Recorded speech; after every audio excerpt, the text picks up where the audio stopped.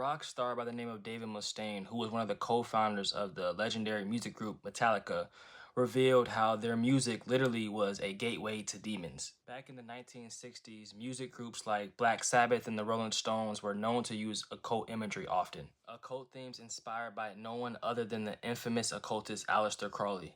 By the 1980s, rock music went into full effect, becoming fully demonic.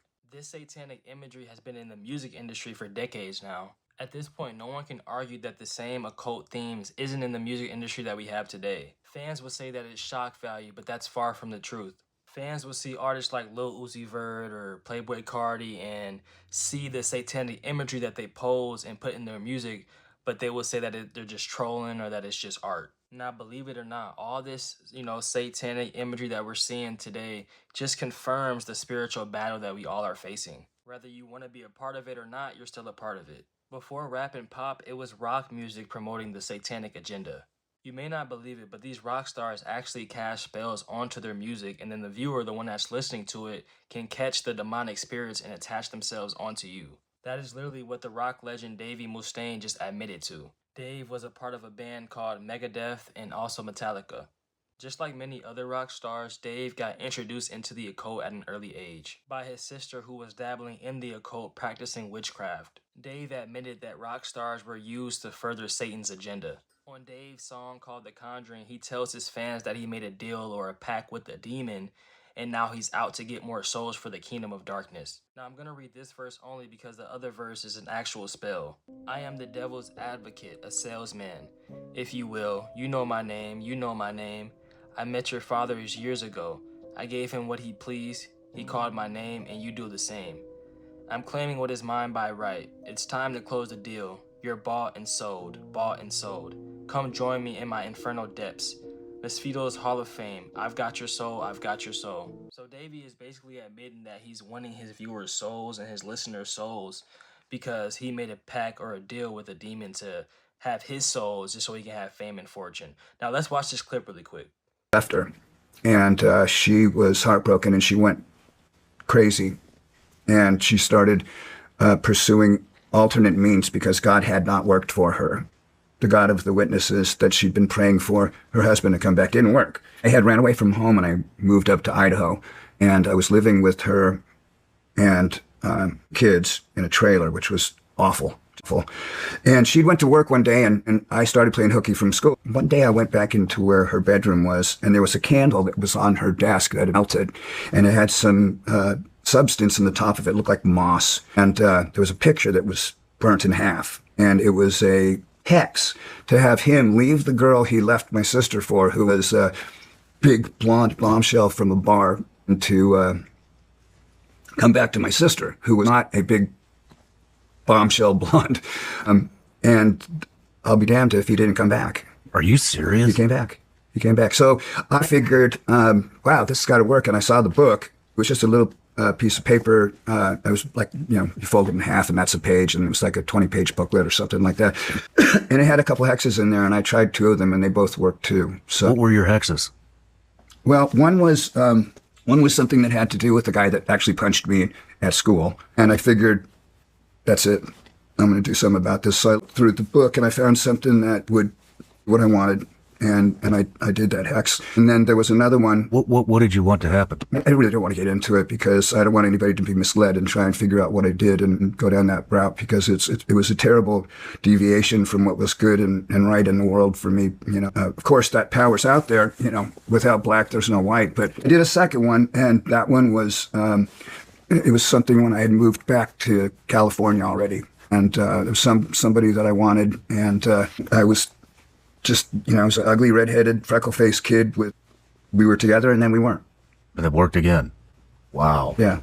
So what is? I mean, I don't know much about witchcraft. You don't want to. What is the snapshot? What is it? Is it?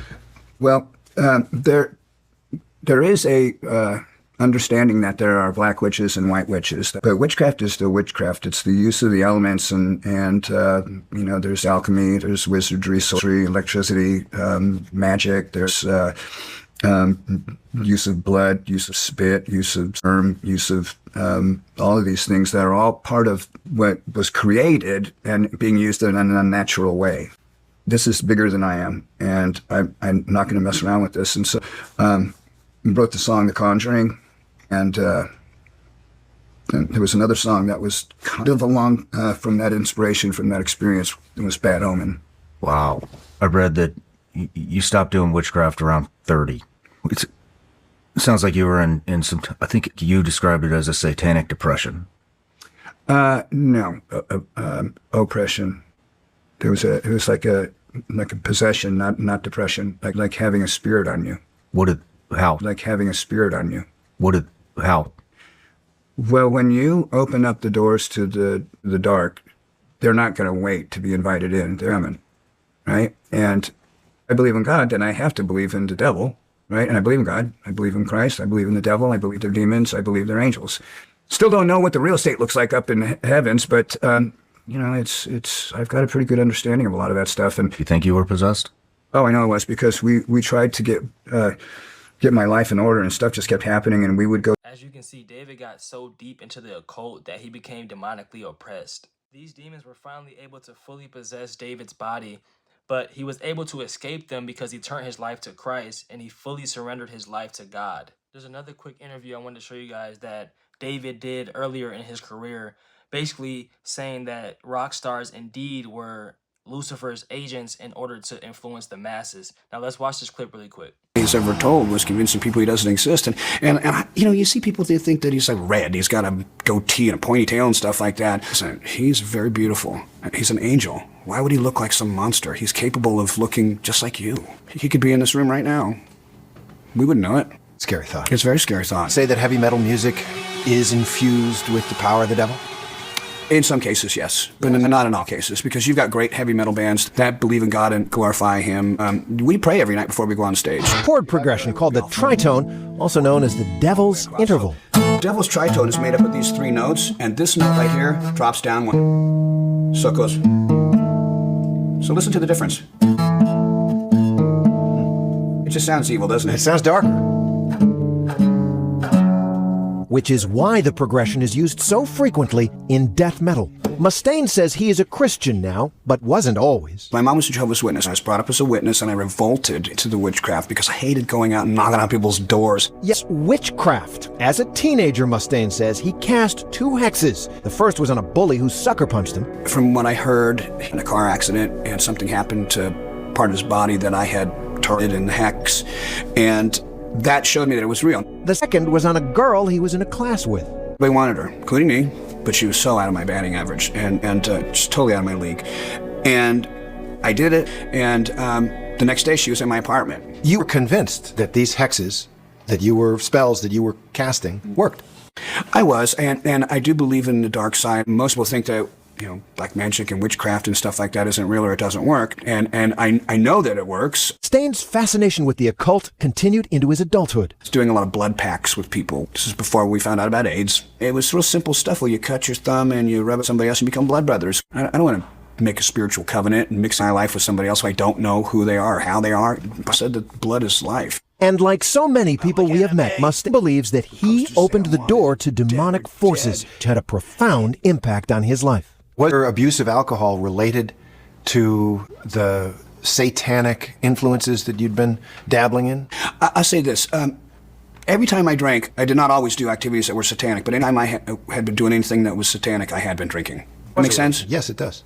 There was a relationship then. Absolutely. There are some songs Mustaine will no longer sing. I think that I'm more dangerous now that I'm a Christian than I ever was before I was trying to go the opposite route. So David admitted that him and other rock stars were used to promote Satanism. They were used to cast spells onto the fans. Now David gave his life to Christ, and now he isn't afraid to speak out and expose what really happens in the music industry. All this satanic imagery, all this occult worship is really used to deceive the masses into thinking that it's just art, when in reality, it's keeping their souls in chains. If you're one of those people that love your music idol so much that you're willing to die behind them or defend them so bad that it ruins your family relationship or friend relationship that bad, then you're idol worshiping that person, man. And it's not good because God is the only one that is alone worthy of worship, and no idols or no false deities can come between God, and it shouldn't come between God. But people are so stuck on this reality world that we live in, the propaganda that's being thrown out here, all these things that are getting pushed into our face for us to see, it's blindly leading us away, man, and people don't see it. They're so focused on what's now and not eternal hope. And Jesus Christ is our eternal hope, man, and I pray you guys are looking forward to that day where he comes back and returns, man. And I'm just telling you guys, man, stop the idol worship, man. God bless.